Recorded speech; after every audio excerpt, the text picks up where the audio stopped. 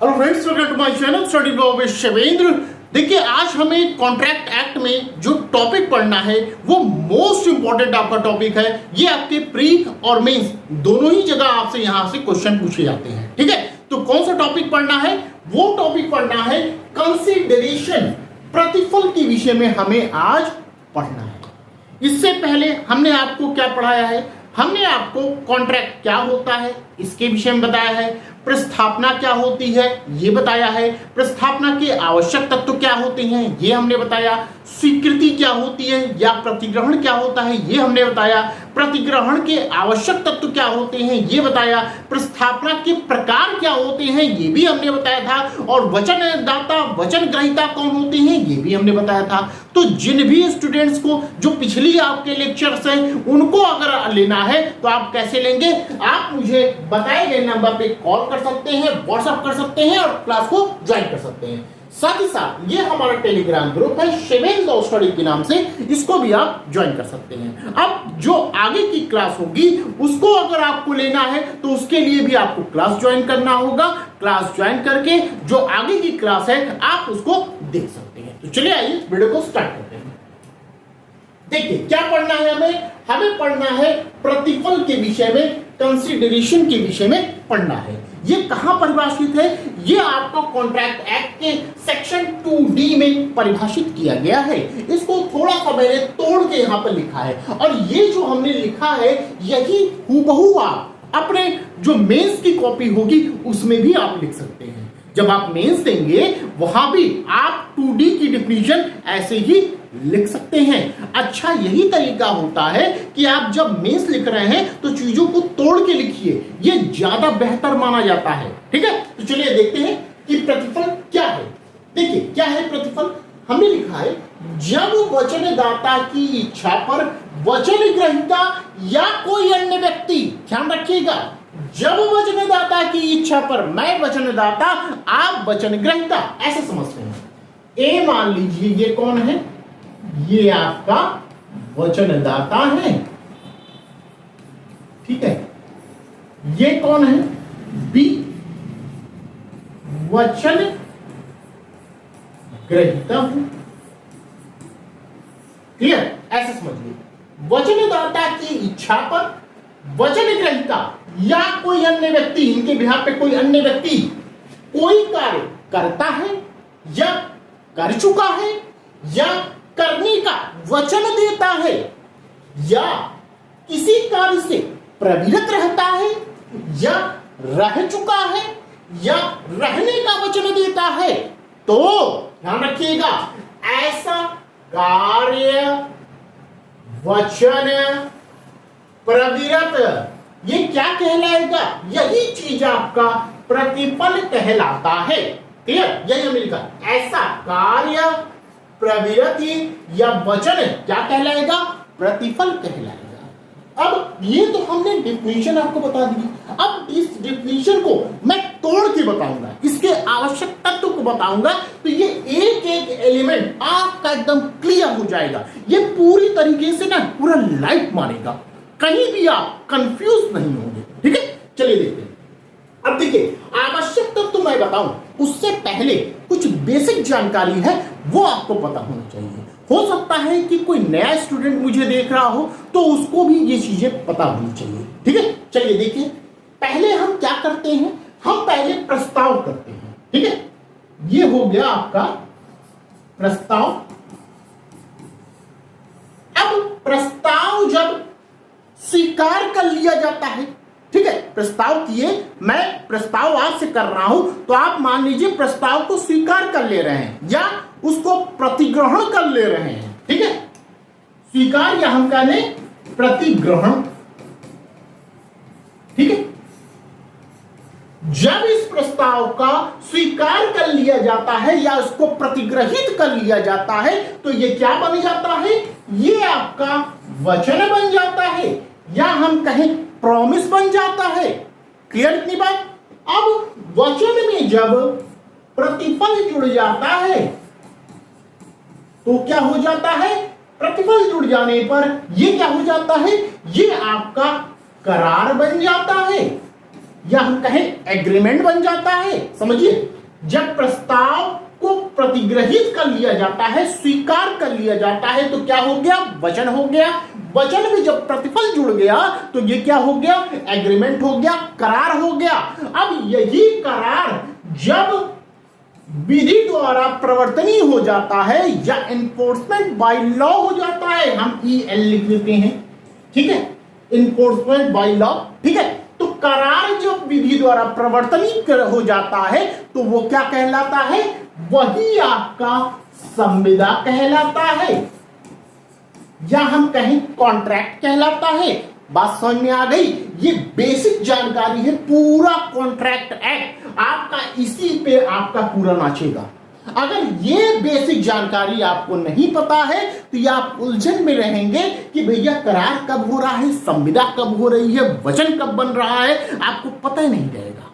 तो ये आप जानकारी रखिए कि प्रस्ताव प्लस प्रतिग्रहण इक्वल टू क्या हो गया? वचन हो गया। अब वचन में प्रतिफल जुड़ गया तो वो क्या हो गया? करार हो गया, एग्रीमेंट हो गया। अब करार जो है वो अगर विधि द्वारा प्रवर्तनीय है, भाई जो एग्रीमेंट हुआ अगर हम उसे एग्जीक्यूट करवा सकते हैं, लागू करवा सकते हैं, विधि की नजर में उसकी कुछ वैल्यू है, तो वही क्या होता है? वही कॉन्ट्रैक्ट होता है, संविदा होता है। बात समझ में आ गई? अब आगे चलते हैं। अब देखिए, ध्यान रखिएगा, जो प्रस्ताव करता है उसे क्या कहते हैं? वचनदाता कहते हैं। जो प्रस्ताव को स्वीकार करता है उसे हम क्या कहते हैं? वचन ग्रहीता कहते हैं। ये बात कहां कही गई है? ये बात आप पढ़ेंगे सेक्शन 2 के C में बताई गई है, ठीक है। प्रस्ताव कहां है? सेक्शन 2 के A में है, और प्रतिग्रहण कहां है? ये आपका सेक्शन 2 के B में है, ठीक है, C में ये है। आज हमें क्या पढ़ना है? सेक्शन 2 का D पढ़ना है। ये क्या है? आपका प्रतिफल प्रश्न है। डिफिनेशन आप पढ़ चुके कि क्या होता है। अब हम आवश्यक तत्व पढ़ते हैं। देखिए, पहला आवश्यक तत्व क्या है? कहा जा रहा है प्रतिफल वचनदाता की इच्छा पर दिया गया हो। सबसे पहले आप समझिए कि आखिर ये प्रतिफल है क्या। प्रतिफल का मतलब होता है, पहले ये इसको अलग अलग करिए, प्रति और फल। भाई आपने कोई काम किया तो आप फल की इच्छा करते हैं कि मुझे ये फल मिलेगा। अगर आप जुडिशरी की प्रिपरेशन कर रहे हैं, लगे हुए हैं दिन रात, तो आपका फल क्या होना चाहिए? भाई आपका सिलेक्शन। आप यही चाह रहे हैं ना कि आप सिलेक्ट हो जाए, इसीलिए तो दिन रात लगे हैं, इसीलिए तो आप पढ़ रहे हैं, इसीलिए तो आप मेरी वीडियो देख रहे हैं, यही तो बात है। तो कोई कार्य किया गया, उसके बदले हमें कुछ प्राप्त हो तो वो क्या होगा? प्रतिफल हो जाएगा। अब ये प्रतिफल ये जरूरी नहीं है कि रुपया पैसा ही हो, भाई ये कार्य भी हो सकता है, ये वचन के रूप में भी हो सकता है कि हम ये फला काम करने का वचन देते हैं, तो ये भी प्रतिफल हो सकता है। इसीलिए ये लिखा है कि ऐसा कार्य प्रवृत्ति वचन ये क्या कहलाता है? प्रतिफल कहलाता है। क्लियर? चलिए, आवश्यक तत्व में पहला क्या है? प्रतिफल वचनदाता की इच्छा पर दिया गया हो। वचनदाता कौन? जो प्रस्ताव कर रहा है उसकी इच्छा पर आपका प्रतिफल दिया गया। जैसे मैं वचनदाता, आप वचन ग्रहीता, मैं प्रस्ताव कर रहा हूं कि ये पेन कितने रुपए में? 10 रुपए में आपको बेचना चाहता हूं, तो ये मेरी इच्छा पर है ना कि मैं इसे 10 रुपए में बेचूं, 5 रुपए में बेचूं, 20 रुपए में बेचूं, ये मेरी इच्छा पर है। और मैं किसे बेचना चाहता हूं ये भी मेरी इच्छा पर है, ठीक है। तो प्रतिफल जो है वो वचनदाता की इच्छा पर दिया गया। क्लियर? यहां एक केस लॉ है, मोस्ट इंपोर्टेंट आपका केस लॉ, ये ध्यान रखिएगा, दुर्गा प्रसाद वर्सेस बलदेव का मामला है। यहां था क्या? सबसे पहले आप ये समझिए, यहां होता क्या है कि ए नाम का व्यक्ति है, इसने क्या किया? एक बाजार का निर्माण कर रहे, ठीक है, किसकी इच्छा पर? ये ध्यान रखिएगा, ये आपका कलेक्टर की इच्छा, इनकी इच्छा पर बाजार का निर्माण नहीं हुआ था। ए की इच्छा पर बाजार का निर्माण नहीं हुआ था। किसकी इच्छा पर हुआ था? कलेक्टर की इच्छा पर बाजार का निर्माण हुआ था। अब बाजार में व्यापार करने वाले कुछ लोग होंगे, ये मान लीजिए लोग हैं, ये व्यापार करते हैं, और तब ए ने इन लोगों से यह कहा कि भैया बाजार को थोड़ा और आगे मुझे बढ़ाना है, तो आप मंथली मुझे कुछ पैसा दिया करिए। तो जो व्यापारी थे इन्होंने हामी भर दिया कि हाँ भाई ठीक है, मैं आपको पैसा दिया करूंगा। कुछ दिन तो चीजें ठीक ठाक चलती रही, व्यापारी इनको पैसा देते रहे। बाद में इन्होंने क्या किया, व्यापारियों ने पैसा देना मना कर दिया, नहीं दिया। ये चले गए वाद करने, कोर्ट में पहुंच गए। तो न्यायालय ने कहा कि भैया जो बाजार का निर्माण हुआ था वो आपकी इच्छा पर, आपकी मतलब एक इच्छा पर नहीं किया गया था, बल्कि किसकी इच्छा पर किया गया था, कलेक्टर की इच्छा पर किया गया था। इसलिए जो व्यापारी हैं वो आपको पैसा देने के लिए बाध्य नहीं है। क्लियर? यही बात हमने यहां लिखी है दुर्गा प्रसाद वर्सेस बलदेव के मामले में कि वादी द्वारा बाजार का निर्माण प्रतिवादी की इच्छा पर नहीं अपितु कलेक्टर की इच्छा पर किया गया था। ठीक है, किसकी इच्छा पे हुआ था ये बाजार का निर्माण, कलेक्टर की इच्छा पर हुआ था, ये ध्यान रखिएगा। तो इसीलिए लिखा गया है कि जब भी प्रतिफल दिया जाएगा वो वचनदाता की इच्छा पर दिया जाना चाहिए। क्लियर? नेक्स्ट चाहिए सेकंड पॉइंट, प्रतिफल वचन ग्रहीता या किसी अन्य द्वारा दिया जा सकता है। ठीक है, अब जो प्रतिफल है वो किसके द्वारा, या तो वचन ग्रहीता इनके द्वारा, आपके द्वारा दिया जाए, या किसी अन्य के द्वारा भी वो आपका प्रतिफल दिया जा सकता है। हो सकता है कि कोई व्यक्ति सी है वो प्रतिफल दे दे इनके बिहाफ पर। ठीक है, क्लियर? बात समझ आ गई? तो इसी से संबंधित एक आपका केस लॉ है, चिनैया वर्सेस रमैया का मामला है। इसमें क्या होता है, इसमें मैं आपको बताऊं, जैसे ये मां, ठीक है, मां है, ये कौन है, पुत्री है। मां ने अपनी संपत्ति क्या की, पुत्री को दान में दे दी। ठीक है, मां ने क्या की, अपनी संपत्ति थी उनकी, वो दान में इन्होंने दे दिया। और जब दान में दे रही थी तभी उन्होंने कहा कि पुत्री तुम्हारा मामा एक है। कौन है, मामा, इसको आप उस संपत्ति में से कुछ हिस्सा महीने महीने दिया करिए। रुपया पैसा हो सकता है, कितने रुपए आप दिया करिए। पुत्री ने हामी भर दिया, हाँ भाई मैं ठीक है मैं देती रहूंगी। कुछ महीनों तक पुत्री ने मामा को पैसा दिया, बाद में मना कर दिया। अब पुत्री ने यह कहा कि मामा के तरफ से तो कोई प्रतिफल मिला नहीं था मुझे, तो मैं यहां पे क्यों इनको पैसा दूं, क्यों इसका संपत्ति का अंश उनको दूं। तो यहां पे न्यायालय के द्वारा यह कहा गया कि भले ही ये जो प्रतिफल है मामा के द्वारा नहीं दिया गया था, लेकिन जो प्रतिफल था वो मामा की तरफ से दिया गया था। किसने दिया था, मां ने दिया था। इसलिए आपको यहां पर मामा को पैसा देना होगा। क्लियर? बात समझ आ गई? यही हमने यहां लिखा है, चिनैया वर्सेस रमैया के मामले में पुत्री एवं मामा के बीच संविदा में प्रतिफल मामा के बहन की ओर से दिया जाना स्वीकार किया गया। किसकी तरफ से, मामा के बहन की ओर से। ये बहन हुई ना, ये मामा, ये क्या हुआ, ये भाई बहन का रिश्ता हुआ, माँ और मामा। ठीक है, तो इसीलिए कहा जा रहा है कि मामा के बहन की ओर से दिया जाना स्वीकार किया गया। क्लियर? बात समझ आ गई? ये दो बातें आपको समझ आ गई। पहला, प्रतिफल वचनदाता की इच्छा पर दिया गया हो, जैसा कि ये डेफिनेशन में लिखा है, वचनदाता की इच्छा पर हो प्रतिफल दिया गया। दूसरा, प्रतिफल वचन ग्रहीता या किसी अन्य द्वारा दिया जा सकता है, जैसा कि आगे लिखा गया है कि वचनदाता की इच्छा पर वचन ग्रहीता या कोई अन्य व्यक्ति यहां पर दे सकता है।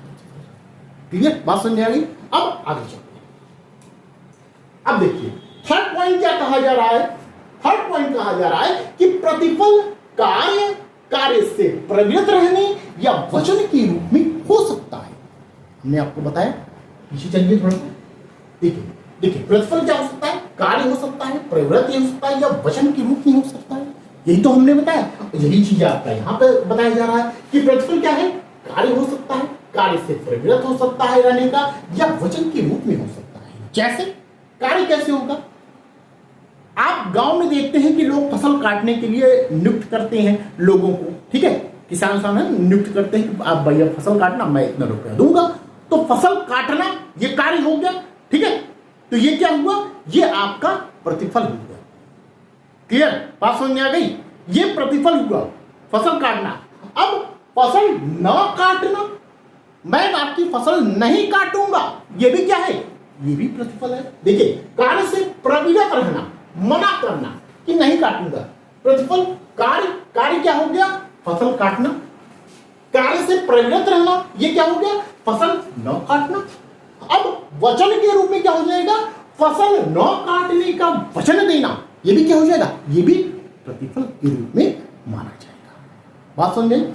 अब थोड़ा सा डिफिनीशन देखिए, इसमें क्या लिखा है कि कोई कार्य करता है, जैसे आपने मुझे फीस दिया, मैं पढ़ा रहा हूं, तो मुझे क्या चाहिए प्रतिफल में? आप मुझे फीस दें, ठीक है? आप मुझे फीस देते हैं तो वो क्या हुआ? प्रतिफल हुआ। कोई कार्य करता है, आप मुझे फीस देते हैं, या कर चुका है, आपने मुझे एडवांस में फीस दे दिया है। आपने कहा सर आप बहुत अच्छा पढ़ाते हैं, मैं आपको पूरी जुडिशरी की पूरी एडवांस में फीस दे देता हूं, मैं एक एक करके पेपर पढ़ता रहूंगा। तो आप कर चुके, वो प्रतिफल पहले आपने दे चुका है, ठीक है? या करने का वचन देता है, आप कहते हैं सर मुझे कॉन्ट्रैक्ट पढ़ा दीजिए, मेरे पास अभी पैसा नहीं है, मैं आपको बाद में पैसा देने का वचन देता हूं। बात समझाइए? तो ये कार्य करता है, ये वर्तमान में हो रहा है, ठीक है? प्रेजेंट कर चुका है, ये पास्ट में था, और करने का वचन देता है, ये भविष्य में होगा। क्लियर?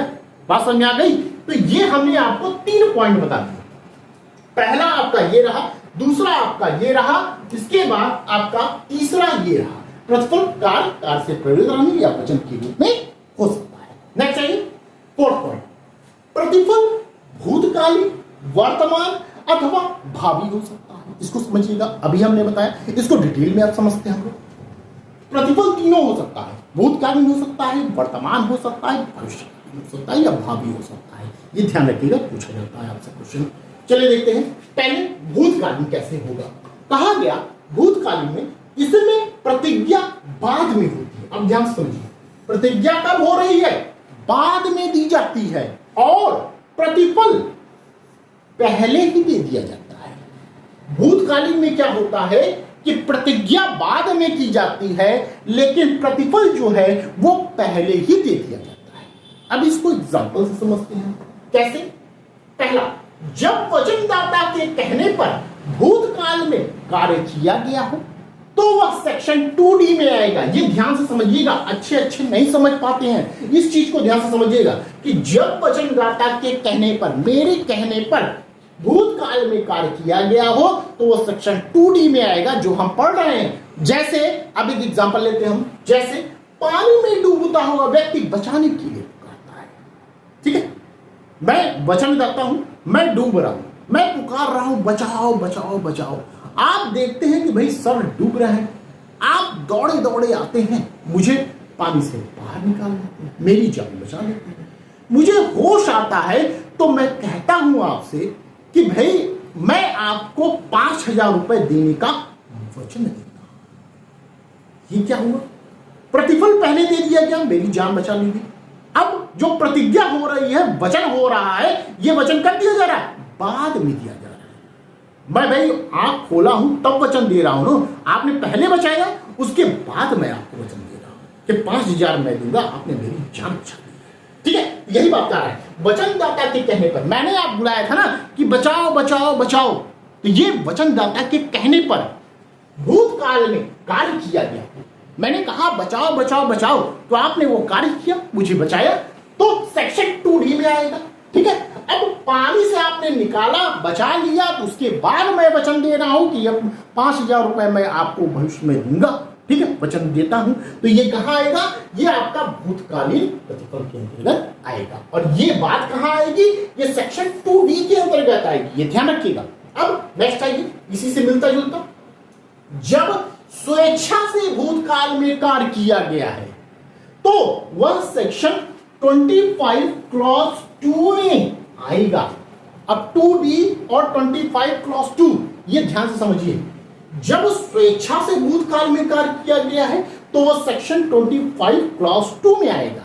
जैसे एक व्यक्ति डूबते हुए व्यक्ति को देखता है जो बेहोश है और उसे वह पानी से बाहर निकाल देता है। पहले में क्या था?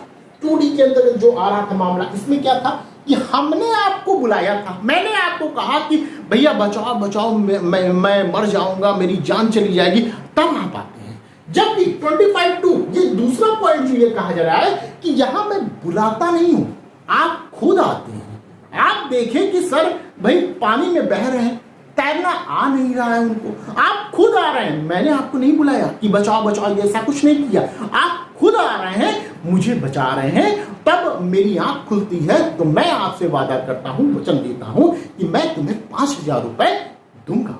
देखिए वचन दोनों में किया जा रहा है कि 5,000 रुपए दूंगा, लेकिन कार्य जो है ये पहले और बाद में हो रहा है। यहां क्या हो रहा है कि पहले वाले में 2D में क्या हो रहा है कि मैं बुला रहा हूं आपको, तब आप आ रहे हैं, जबकि 25(2) में क्या हो रहा है, मैं बुला नहीं रहा हूं, आप खुद आ रहे हैं। यहां पर ध्यान रखिएगा, यहां क्या हो रहा है, यहां आप खुद आ रहे हैं। देखिए लिखा गया, जब वचनदाता के कहने पर भूतकाल में कार्य किया गया हो, मेरे कहने पर मैं बुला रहा हूं कि मुझे बचाइए बचाइए बचाइए, तब आप आ रहे हैं।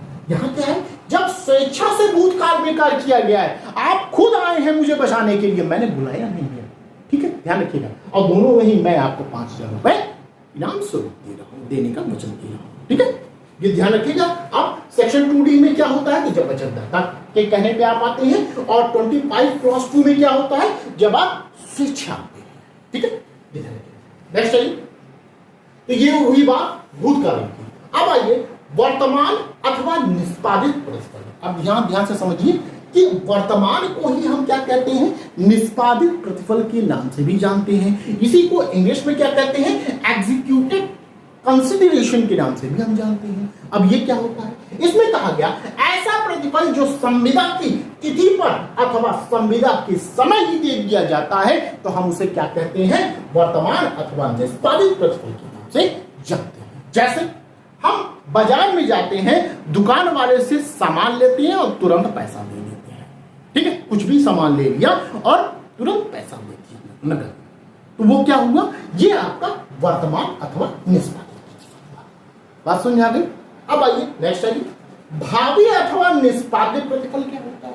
अब देखिए, निष्पादित प्रतिफल को ही हम क्या कहते हैं, वर्तमान प्रतिफल कहते हैं, अर्थात वर्तमान प्रतिफल को हम क्या कहते हैं, निष्पादित प्रतिफल कहते हैं, जबकि भावी प्रतिफल को ही हम क्या कहते हैं, निष्पादित प्रतिफल कहते हैं। दोनों में अंतर समझते रहिए, किसको क्या कहते हैं ये आपको पता होना चाहिए। तो वर्तमान प्रतिफल को हम क्या कहते हैं, निष्पादित प्रतिफल कहते हैं, भावी प्रतिफल को हम क्या कहते हैं, निष्पादित प्रतिफल कहते हैं। जो निष्पादित प्रतिफल है उसको हम क्या कहते हैं, एग्जीक्यूटेड कंसिडरेशन के नाम से जानते हैं, जबकि निष्पादित प्रतिफल को हम क्या जानते हैं, एग्जीक्यूटरी कंसिडरेशन के नाम से जानते हैं। ठीक है, देखिए देखते हैं भावी अथवा निष्पादित प्रतिफल क्या होता है। कहा गया इसमें वचन की बदले वचन दिया जाता है और दोनों ही पक्षकारों को कार्य करना शेष रहता है। किसी भी तरफ से कोई कार्य हुआ नहीं रहता, दोनों पक्षकार एक दूसरे को क्या देते हैं, वचन देते हैं, प्रॉमिस करते हैं। ठीक है, जैसे कहा गया मकान बनाने पर पैसा देने का वचन। मैंने आपसे कहा कि भैया आप मेरा मकान बना दीजिए, मैं आपको 5 लाख या 2 लाख रुपए दूंगा। आपने कहा ठीक है सर, मैं आपका 1 साल के अंदर मकान बनाने का वचन देता हूं। यहां से वचन हुआ, वहां से वचन हुआ। मैंने आपसे कहा मैं 2 लाख रुपए दूंगा मकान बनाने का, मैं वचन देता हूं। आपने कहा मैं 1 साल के अंदर आपका मकान बनाकर तैयार कर दूंगा, ये मैं वचन देता हूं। तो वचन के बदले वचन दिया जाता है। यहां कार्य नहीं अभी किया गया, पूरा कोई कार्य नहीं हुआ, न मेरे तरफ से न आपकी तरफ से, न मकान बना है न पैसा दिया गया है। ठीक है, क्या दिया गया है, सिर्फ वचन के बदले वचन दिया गया है। ठीक है, क्लियर बात समझ आ गई। तो ये तीनों चीजें आपको समझ आ गई कि प्रतिफल क्या होगा, भूतकालीन, वर्तमान अथवा भावी हो सकता है। अब इन तीनों चीजों को हमने आपको यहां बता दिया है। ठीक है, अब यहां तक अगर आप पहुंच चुके हैं, वीडियो पसंद आ रही हो, तो कृपया करके अंगूठे को थोड़ा सा कष्ट दे दें और लाइक का बटन दबा दें। अब शेयर कर सकते हैं तो शेयर कर दें, और चैनल पर यदि आप नए हैं तो बिना सब्सक्राइब किए तो जाइएगा नहीं। ठीक है, चलिए आगे बढ़ते हैं। देखिए मेरा मानना होता है कि अगर मैं YouTube पे भी पढ़ा रहा हूं तो कोई भी अगर टॉपिक उठाऊं तो वो टॉपिक पूरा कंप्लीट हो, कि कोई भी स्टूडेंट अगर देख रहा हो, चाहे वो कंपटीशन का हो, चाहे वो LLB का छात्र हो, कम से कम वो टॉपिक तो वो तैयार हो जाए उसका, तो कोशिश मेरी यही रहती है कि वो टॉपिक तैयार हो जाए।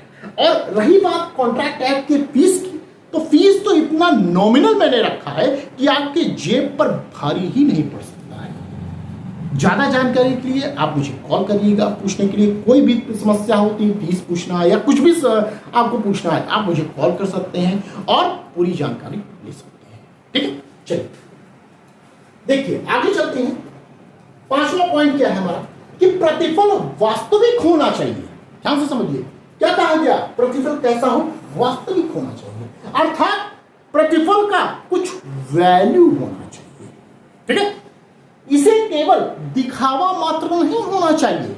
इसी में एंसन महोदय ने एक बात कही थी, ध्यान रखिएगा, कहा गया प्रतिफल ऐसा होना चाहिए जिसका विधि की दृष्टि में कुछ मूल्य हो।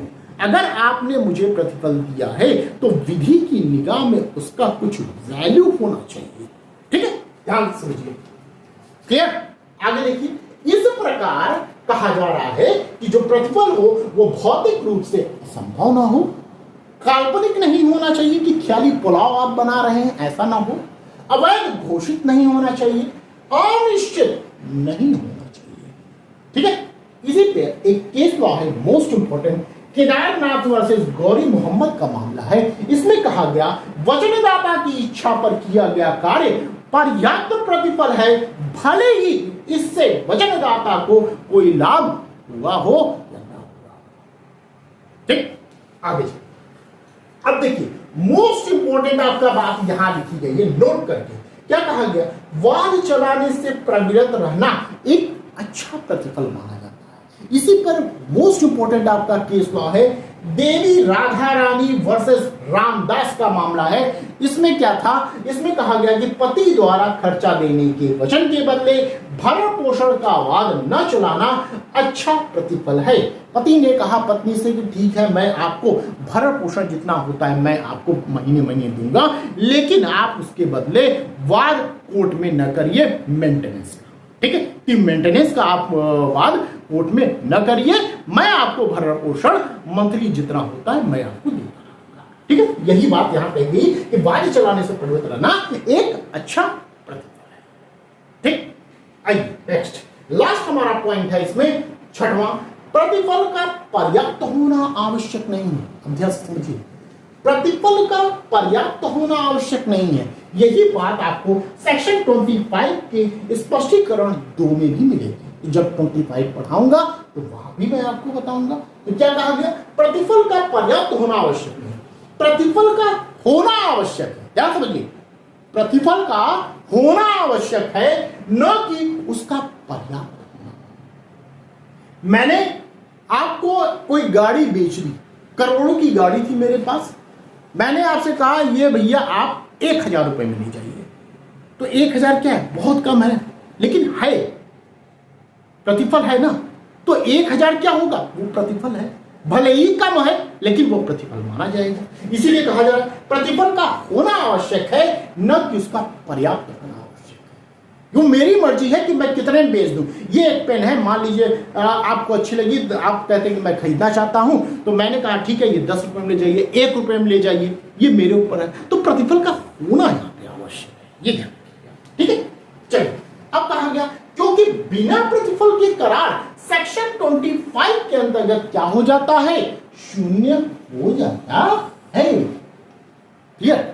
एक चीज और याद रखिएगा, अगर मान लीजिए जो प्रतिफल दिया जा रहा है वो हद से ज्यादा कम दिया जा रहा है, तो विधि की निगाह में ये थोड़ा सा इमेजिन कर लिया जाता है, मान लिया जाता है अपने तरफ से, या आपका धारणा कर ली जाती है कि हो सकता है कि ऐसा तो नहीं कि वो दबाव में ऐसा प्रतिफल दिया जा रहा है। जैसे किसी चीज का मूल्य मानिए 100 रुपए है, उसको आप अगर 1 रुपए में बेच दें तो ये लगता है कि कहीं दबाव में तो ऐसा डील नहीं की गई है कि उसको 1 रुपए में कहने के लिए कह दिया गया कि भाई आप 1 रुपए में उसको बेचो। तो ये थोड़ा सा विधि की निगाह में इन सब चीजों को देखा जाता है, परखा जाता है। ठीक है, तो आई होप आपको इतनी चीजें समझ में आई होगी जो हमने प्रतिफल पर पूरा यहाँ पर लेक्चर आपको दिया। अगर क्लास पसंद आई हो तो प्लीज वीडियो को लाइक कर दीजिएगा, शेयर कर दीजिएगा और चैनल सब्सक्राइब किए बिना बिल्कुल मत जाइएगा। साथ ही साथ यदि आपको क्लास ज्वाइन करना है तो क्लास कैसे ज्वाइन करेंगे, आप मुझे बताए गए नंबर पे कॉल कर सकते हैं, व्हाट्सएप कर सकते हैं और क्लास को ज्वाइन कर सकते हैं। तो जल्द से जल्द आप क्लास को ज्वाइन करें और अपनी पढ़ाई स्टार्ट करें। तो बस आज के लिए इतना ही, फिर मिलते हैं नेक्स्ट वीडियो में। Thank you.